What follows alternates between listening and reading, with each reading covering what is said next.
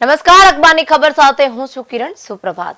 સમાચારની શરૂઆત કરીએ દિવ્ય ભાસ્કરથી. તો રાજ્યના લીડિંગ અખબારોની તમામ મુખ્ય સમાચાર હું આપની સુધી પહોંચાડતી હોઉં છું. સમાચારની શરૂઆત કરીએ આજે તો બજેટમાં કર મુક્તિ પર એસબીઆઈ પૂર્વ મુખ્ય આર્થિક સલાહકારનું આંકલન.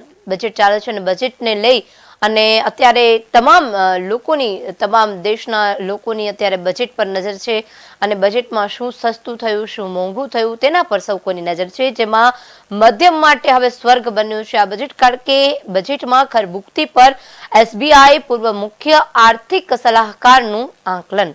તો ટેક્સમાં રાહતથી બજારમાં 3.3 લાખ કરોડ ઠલવાશે અને ખરીદી 10% વધશે. તો ક્યાં ખર્ચ થશે આ પૈસા તેમાં પણ વાત કરવા બાબત છે. ટીવી, ફ્રીજ, એસી જેવી વસ્તુઓ તેમજ હેલ્થ કેર, એજ્યુકેશન અને હાઉસિંગ પર ખર્ચ થશે. તો 40,000 કરોડ જીએસટી તરીકે કેન્દ્રને પરત મળશે. તો આ સાથે જ કહેવામાં આવી રહ્યું છે કે કયા સ્લેબમાં કેટલા પૈસા બજારમાં આવશે તેનું પણ કોષ્ટક આપવામાં આવ્યું છે અને તેમાં સ્લેબ અને ટેક્સમાં બચત રકમનું કોષ્ટક આપેલું છે અને જેમાં કહેવામાં આવ્યું છે 4 થી 000, જેમાં 4 થી 8 ના ટેક્સમાં બચત થશે 11,222 અને રકમ જે છે તેમાં 37,045, એટલે કે તમામ લોકોની રકમ સાથેની જે આપેલી છે બજેટમાં કોષ્ટક આપેલું છે અને સમજાવવામાં આવ્યું છે. તો આ જે બજેટ છે તે સમગ્ર રીતે વાત કરવામાં આવી તો મધ્યમ વર્ગના જે લોકો છે તેના માટે આ બજેટ આ વખતે સારું છે. તો આ સાથે જ પવિત્ર સ્નાન માટે ફરી શ્રદ્ધાળુઓ ઉમટ્યા. વીઆઈપી મુવમેન્ટ પર પ્રતિબંધ. મહત્વ છે કે આજ મહાકુંભમાં આજ ફરી ત્રીજું અમૃત સ્નાન કરવામાં આવશે. ભીડ નિયંત્રણ ફોકસ કરવામાં આવશે. વધુ ટીમોને તૈનાત કરાય છે. આ જે રીતે મહાકુંભ મેળો ચાલી રહ્યો છે ને મહાકુંભ મેળામાં અત્યારે કરોડોની સંખ્યામાં જે લોકો છે તે અત્યારે દર્શન કરવા માટે પહોંચ્યા છે અને દર્શન કરવા માટે આપણે જોયું કે લાસ્ટ જે મૌની અમાવસ્યાનું જે સ્નાન હતું તેમાં ઘણા બધું ન બનવા જેવું બન્યું હતું અને જેને લઈને નિયંત્રણ ન રાખી શક્યું તંત્ર. હવે આ વખતે આજે ફરી અમૃત સ્નાન છે એટલે આજે ફરી તેટલી જ ભીડ થવાની શક્યતા છે અને જેને લઈને હવે તંત્ર સજ્જ બન્યું છે. તંત્ર તમામ જગ્યાએ અત્યારે ખાસ નિયંત્રણ રાખ્યું છે. વધુ ટીમોને તૈનાત કરી દેવામાં આવી છે. તો અખાડાઓનું અમૃત સ્નાન સવારે 4:30 વાગ્યાથી શરૂ. 1200 મેડિકલ ફોર્સ તૈનાત કરવામાં આવે છે. આજે ફરી ભીડ ન થાય, લોકો નિયંત્રણ રાખી અને સાવચેતથી ત્યાં જાય અને દર્શન કરે તેવું તંત્ર અપીલ કરી રહી છે અને આ સાથે જ અખાડાનું સ્નાન છે તે સવારે 4:30 વાગ્યાથી ખોલવામાં આવ્યું છે. તો પ્રયાગરાજ મહાકુંભ સોમવારે વસંત પંચમી પર ત્રીજું અમૃત સ્નાન યોજાશે, એટલે કે આજે વસંત પંચમી છે અને આજે જે મુહૂર્ત છે તે વગર જોયું હોય છે, પરંતુ આ વખતે એવું નથી. આપણે આગળ પણ જે સમાચાર વહેતા થયા હતા અને તેમાં દિવ્ય ભાસ્કરમાં જ હતું અને આપણે વાંચ્યું હતું કે આજનું જે વસંત પંચમી છે તેમાં વગર જોઈએ મુહૂર્ત હોય છે, પરંતુ લગ્ન માટે આજે મુહૂર્ત જોડાવું અનિવાર્ય છે. કારણ કે આ વખતે એટલા યોગ નથી જે લગ્ન યોગ હોય છે અને તેને જોડાવી અને સારું શુભ મુહૂર્તમાં લગ્ન કરવું તે યોગ્ય છે. તો આજે શાહી સ્નાન કરવામાં આવશે અને આજે અમૃત સ્નાન કહેવામાં આવશે મહાકુંભમાં. તો આ સાથે તંત્રનું સમગ્ર ધ્યાન ભીડ નિયંત્રણ પર પ્રતિબંધ લગાવી દીધો છે. 6 તબક્કાની યોજના સાથે પોલીસને તહેનાતી મજબૂત કરશે. 11 સંવેદનશીલ સ્થળોને વધુ તહેનાતી કરાશે અને યુપીના સીએમ યોગી આદિત્યનાથના નિર્દેશ પર ભીડ નિયંત્રણ માટે ઓપરેશન 11 પ્લાન પણ તૈયાર કરાયો છે. સંગઠનને કાંઠે ભીડને કાબુ કરવા માટે મોટી કવાયત હાથ ધરાઈ છે અને જેને લઈને કોઈ પણ ભીડ ન થાય અને કોઈ પણ રીતે અનિચ્છનીય બનાવ ન બને તેના માટે ખાસ તકેદારી રાખવામાં આવી રહી છે. મહાકુંભમાં 1200 અને એનઆરએનમાં 500 મેડિકલ ફોર્સ પણ હાઈ એલર્ટ પર રાખી દેવામાં આવ્યા છે. વસંત પંચમીના અમૃત સ્નાનને લઈને સમગ્ર પ્રયાગરાજના મંડળમાં ડોક્ટરોનું હાઈ એલર્ટ પર રખાયા છે. 1200 થી વધુ મેડિકલ ફોર્સ મહાકુંભ નગરમાં તૈનાત કરાયા છે. બીજી તરફ જે સ્વરૂપાની નહેરુ હોસ્પિટલ છે તેમાં 500 સ્ટાફ અને આ સાથે જે ટીવી સ્પ્રૂ હોસ્પિટલમાં સ્ટાફને એલર્ટ કરી દેવામાં આવ્યો છે. તો હવે દિલ્હી ચૂંટણી નજીક આવી રહી છે અને દિલ્હી ચૂંટણી અને જે હવે માત્ર થોડાક કલાકો જ બાકી છે. આજે 3જી તારીખ થઈ ગઈ છે અને 5મી ફેબ્રુઆરીએ દિલ્હીમાં જે ચૂંટણી યોજાવાની છે તેને લઈને વાત કરવામાં આવી છે. પહેલીવાર મધ્યમ વર્ગને આટલી રાહત મળશે તેવું મોદીએ કહ્યું છે.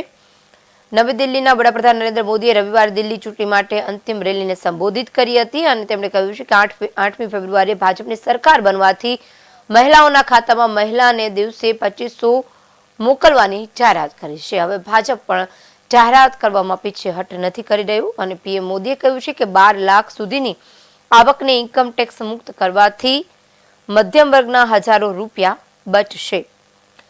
અને આ સાથે જ નહેરુ સરકારમાં રૂપિયા 12 લાખ આવક હોવા પર 1/4, ઇન્દિરા સરકારમાં 10 લાખ અને 10 વર્ષ પહેલા સુધી 2.60 લાખ પર પણ ઇન્કમ ટેક્સ આપવો પડતો હતો અને હવે તેમને 1 રૂપિયો પણ આપવાનો રહેશે નહીં. આજે બજેટ બહાર પાડવામાં આવ્યું છે તેમાં વાત કરવામાં આવી છે કે મધ્યમ વર્ગના લોકો માટે આ વખતે થોડીક રાહત છે. અમુક અંશે જે લોકોની આવક છે તેમાં ટેક્સ હવે ભરવાનો નહીં આવે, જેને લઈને પીએમ મોદીએ પણ જાહેરાત કરી છે કે ઇન્દિરાની જ્યારે સરકાર હતી, ઇન્દિરા ગાંધી જ્યારે સરકાર ચલાવતી હતી ત્યારે 2.60 લાખ ઉપર પણ ઇન્કમ ટેક્સ લાગતો હતો, પરંતુ હવે જે આવે છે તે 12 લાખની આવક હોવા છતાં પણ ટેક્સ ભરવો નહીં પડે. હવે તેમને 1 રૂપિયો પણ આપવાનું રહેશે નહીં. મોદીએ કહ્યું કે સરકારી અને ખાનગી કર્મચારીઓ, પેન્શનકારો, દુકાનદારો સહિત બધાના ઘરમાં વધારાના રૂપિયા આવશે. તો દીકરીઓની કમાલ બતાવવામાં આવે છે કારણ કે ભારતે દક્ષિણ આફ્રિકાને હરાવી મહિલા અંડર 19 ક્રિકેટ વર્લ્ડ કપ જીતી લીધો છે, જે ખૂબ જ સારી વાત છે અને અભિનંદન પાત્ર છે. સતત બીજું ટાઇટલ નામે કર્યું છે. એક બાદ એક જે સ્પોર્ટ્સમાં છે તે મહિલા પણ હવે પુરુષની સમકક્ષ બની ચૂકી છે અને ઘણી બધી જગ્યાએ મેદાન મારતી હોય છે. ઘણી બધી જગ્યાએ આપણે જોઈએ છીએ, જેમાં આજે જ કહેવામાં આવ્યું છે કે દક્ષિણ આફ્રિકાની જે મહિલાઓ છે તેને અંડર 19 વર્લ્ડ કપ જીતી લીધો છે અને સતત બીજું ટાઇટલ તેમના નામે કર્યું છે. તો ભારતની મહિલા અંડર 19માં ફરી એક વખત દમદાર પ્રદર્શન કરતા વર્લ્ડ કપનો પોતાના નામે કર્યો. બેયુમાસ ઓવલમાં રમવામાં આવેલી ફાઇનલ મેચમાં ભારતે દક્ષિણ આફ્રિકાને 9 વિકેટે હરાવ્યું હતું અને ટીમ ઇન્ડિયાએ ટુર્નામેન્ટના તમામ 7 મેચ જીતીને ટાઇટલ જાળવી રાખ્યું છે. આ ભારતે સતત બીજા વર્લ્ડ કપ પોતાને નામે કર્યો છે અને 2023માં ઇંગ્લેન્ડે 7 વિકેટને હરાવી અને વર્લ્ડ કપનું ટાઇટલ જીત્યું હતું, જે ખૂબ જ ભારતીયો માટે ગૌરવ લેવા જેવી બાબત છે. તો બદ્રીનાથ ધામના કપાટ દર્શન છે 4મી મેથી ખુલશે. હવે મહાકુંભના લોકોએ દર્શન કરી લીધા હોય, જે લોકો 4 ધામની તૈયારી કરવાની તૈયારી કરતા હોય તેમના માટેના સમાચાર કે હવે 4મી મેથી કપાટ ખોલવાની તૈયારી છે અને 4મી મેથી કપાટ ખુલશે, દર્શન થશે. વસંત પંચમી પર વિશેષ પૂજા બાદ તારીખ નક્કી કરી અને જાહેરાત કરી દેવામાં આવશે.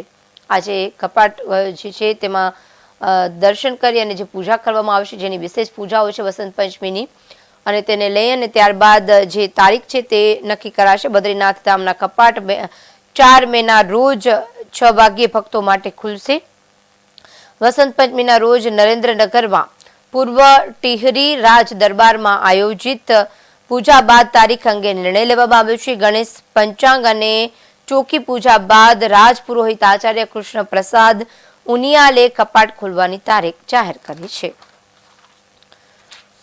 તો આ સાથે જ અન્ય મહત્વના સમાચાર પર નજર કરીએ તો ચોમાસામાં કામ બંધ રહેતું હોવાથી શ્રમિકોને માસિક 3000 અપાશે. રાજ્ય સરકારે મુખ્યમંત્રી શ્રમિક યોજના આગામી બજેટમાં લાવી રહી છે અને આ બજેટ પણ ખૂબ જ ફળદાયી નીવડશે, કારણ કે હવે ચોમાસામાં જો કામ બંધ રહે તો શ્રમિકોને માસિક 3000 અપાશે, જે ખૂબ જ આવકાર્ય નિર્ણય કહી શકાય રાજ્ય સરકારનો. તો રાજ્યના 11.51 લાખ શ્રમિકોને આ યોજનાનો લાભ મળશે. આ યોજનામાં 2 થી 3 મહિના સહાયની જોગવાઈ કરાશે. ચોમાસા દરમિયાન ખૂબ જ વરસાદ પડતો હોય છે અને મજૂરો છે તે બેરોજગાર બનતા હોય છે, આપણે જોઈએ છીએ, જેને લઈને હવે રાજ્ય સરકારે જે નિર્ણય કર્યો છે તે ખૂબ જ આવકારદાયક છે અને સારો છે, કારણ કે રાજ્ય સરકારે હવે નિર્ણય લીધો છે કે શ્રમિક યોજના આગામી બજેટમાં રાહત મળશે અને 3000 આપવામાં આવશે. તો સાયબેરિયા રશિયાથી 5000 કિલોમીટરનું અંતર કાપીને લાખો કુંજ પક્ષીઓ કચ્છમાં શિયાળો ગાળે છે. ખૂબ જ સરસ પોસ્ટર આપેલું છે વિન્ટર ટુરિઝમ માટેનું વાત કરવામાં આવી છે.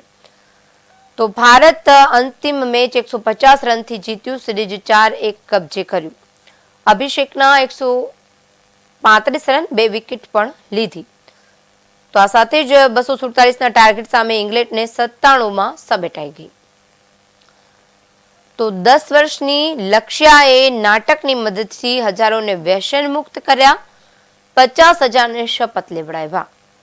નાની દીકરીનું સરસ વાત કરવામાં આવ્યું છે. રાજસ્થાનના શ્રી ગંગાનગરની 5મા ધોરણની બાળકીએ વ્યસન સામે અભિયાન ચલાવ્યું હતું અને તેમાં કેટલાક લોકોએ વ્યસન છોડી દીધું છે તે વાત કરવામાં આવી છે. અને આ સાથે જ વ્યસનથી સંબંધીનું મોત થતા આ અભિયાન શરૂ કર્યું હતું તેણે.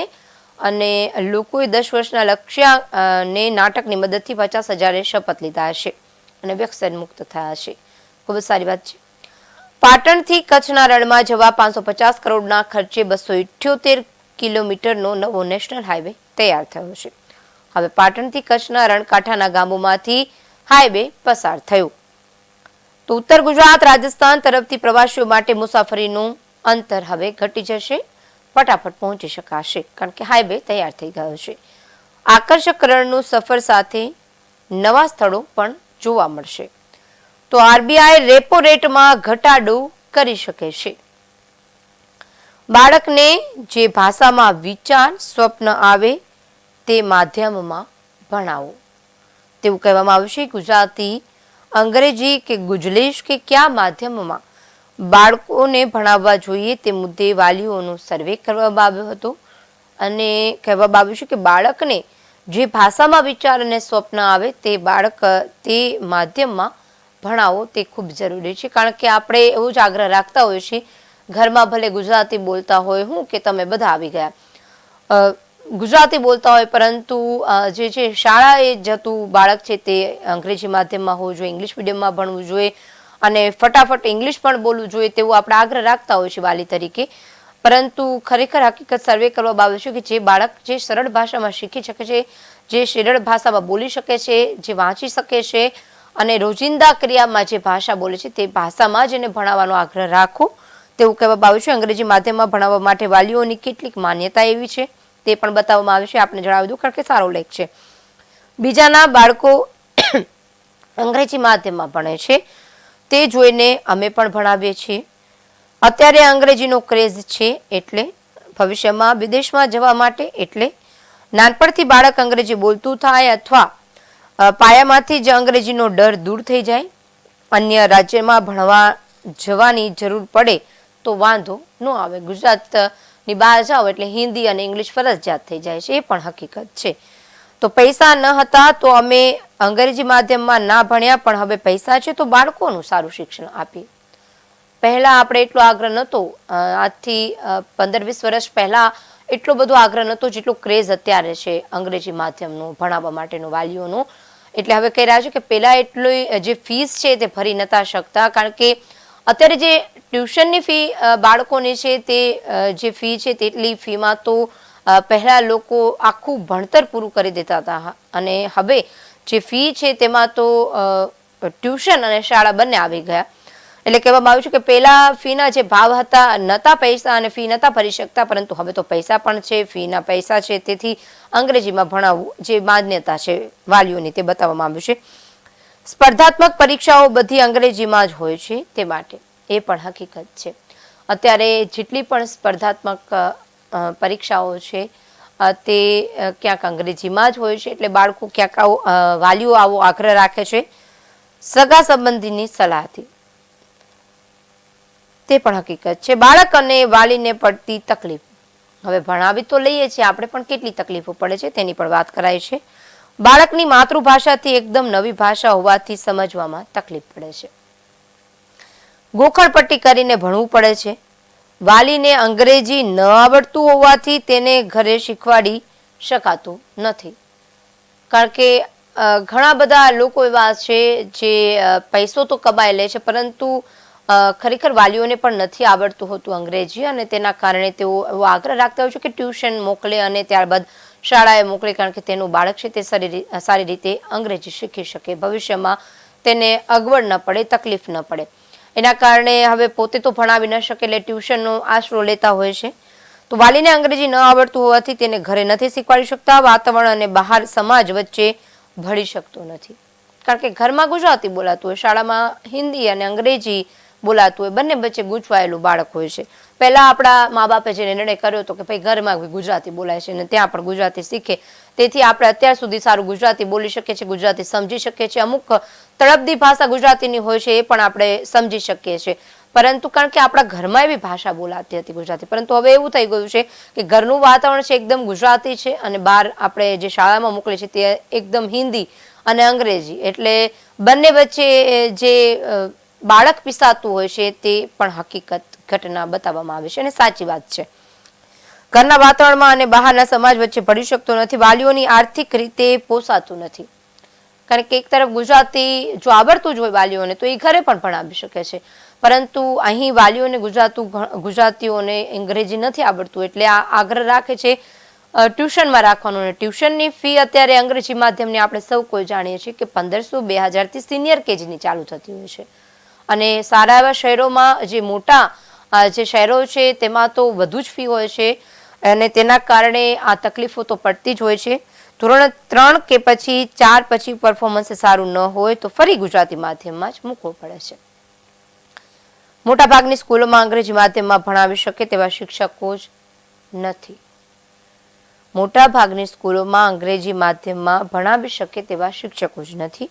તો ધોરણ 6 કે 7માં આવી જાય તો પણ સારું અંગ્રેજી બોલી શકતા નથી. અંગ્રેજી માધ્યમમાં ઊંચી સ્કૂલ ફી, ટ્યુશન અને અન્ય ખર્ચા ખૂબ જ વધી જાય છે.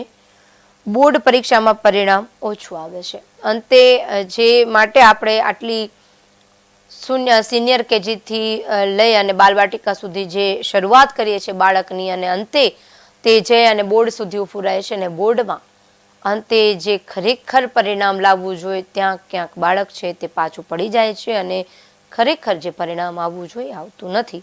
આ સત્ય અને કડવું આપણે ગળે ઉતારવું જ પડશે, પરંતુ આપણે ઉતારી શકતા નથી, એ પણ હકીકત છે. તો અમદાવાદનું ફ્રન્ટ પેજ શું કહી રહ્યું છું એક ટૂંકમાં માહિતી આપને આપી દઉં. ગ્રાઉન્ડ રિપોર્ટ, જેમાં આરોગ્ય ભવન પર ભીડ પણ નજીવા કારણો આપી ધક્કા ખવડાય છે. જન્મ મરણના સર્ટીમાં સુધારા માટે મ્યુનિસિપલની 48 વોર્ડમાં વ્યવસ્થાની રંગે ચંગે જાહેરાત કરાય છે. 4 માસથી અમલ થતો નથી. તો સ્કૂલ અને ટ્યુશનને પાડીને આવેલી વિદ્યાર્થીનીનું નાનું કામ પણ થયું નહીં. કિસ્સો 1 જેમાં આપવામાં આવ્યો છે. બોપલના વેપારીને ક્લાસની રઝળપાટ પછી સુધારા માટેનું ફોર્મ માંડ મળ્યું. નામમાં સુધારા માટે વિદ્યાર્થીની 20 દિવસની આરોગ્ય ભવનમાં ધક્કા ખાય છે. હેલ્પ ડેસ્ક બનાવવામાં આવ્યું પણ કોઈ જ જવાબ આપવામાં આવતો નથી. હકીકત છે કોઈ પણ સરકારી ઓફિસમાં કોઈ પણ સરકારી કામ માટે લાયસન્સ હોય, લાઇટ બિલનું હોય, કોઈ પણ અધરવાઇઝ કામ હોય, પરંતુ જ્યારે તમારું એક ધક્કે પતે તેવું તો મારા ખ્યાલથી કોઈનું જ નહીં પતતું હોય. કંઈક ને કંઈક એમાં ખામી હોય, અથવા આપણે ગળદીમાં ઊભા રહ્યા હોય, ભીડભાડવાળી જગ્યામાં ઊભા રહ્યા હોય, અંતે ટાઈમ પૂરો થાય એટલે એ બંધ કરી દે, જતા રહે, ફરીથી એકવાર ધક્કો ખાય પછી મળે. એટલે મેક્સિમમ જે ધક્કા ખાવા પડે છે તેની વાત છે, પરંતુ મિનિમમ 4 થી 5 દિવસે તો તમારું કામ પતે છે. તો બોપલ મોટેરામાં એન્ટરટેનમેન્ટ પાર્ક બનાવાશે. એન્ટ્રી ફી ₹40 રહેશે. વસ્ત્રાપુર તળાવ પાસેના એડવેન્ચર પાર્ક જેવી થીમ રાખવામાં આવશે, જે ખૂબ સારી વાત છે સહેલાણીઓ માટે, બોપલવાસીઓ માટે, અન્ય વિસ્તારો માટે. એઆઈના વિમાનના કાર્ગોમાં ખાવાની વ્યવસ્થા સાથે ખાસ પાંજરા પણ પુરાયા હતા. પેસેન્જર ફ્લાઇટમાં 6856 કિલોમીટરનું અંતર 9 કલાકમાં કાપી લંડનથી 2 વાઘને લાવવામાં આવ્યા છે. વાઘને કોઈ પણ અગવડ ન પડે તેનું પોસ્ટર આપવામાં આવ્યું છે અને તેને લઈને જે એઆઈના વિમાનના કાર્ગોમાં ખાવાથી વ્યવસ્થા લઈ અને સાથે ખાસ પાંજરામાં પુરાયા હતા અને જેને તમામ વ્યવસ્થા પૂરી પાડી અને લાવવામાં આવ્યા છે તે કહેવામાં આવ્યું છે. તો બેવડી ઋતુથી ખાનગી હોસ્પિટલમાં વાયરલના રોજ 4000 કેસ આવે છે. સામાન્ય દિવસો કરતા 20% વધારો થયો છે. કઠેલી ખાંસી મોટી સમસ્યા છે. જે કંઠીલી ખાંસી આવતી હોય છે તેની સમસ્યા વધુ દેખાય છે. અત્યારે આરોગ્ય બગડે છે કારણ કે ડબલ ઋતુનો અનુભવ છે. આપણે જાણીએ છીએ કે સવારે એકદમ ઠંડી હોય છે, પાછું બપોરે એકદમ પંખાની જરૂર પડે છે, રાત્રે થોડીક ઠંડી વધે છે. એટલે કે આ બંને વાતાવરણમાં જે લોકોને તકલીફ હોય એલર્જીની તેમને વધુ તકલીફ થાય છે, ખાંસી, શરદી, ઉધરસની. એટલે કંઠીલી ખાંસીની મોટી સમસ્યા વધી છે. તમામ જગ્યાએ બેવડી ઋતુના કારણે તકલીફ છે. વાયરલના રોજ 4000 કેસ નોંધાય છે. આપ પણ સાવચેત રહેજો. લગ્નની સિઝનને કારણે પેટની બીમારીના કેસમાં પણ વધારો થયો છે.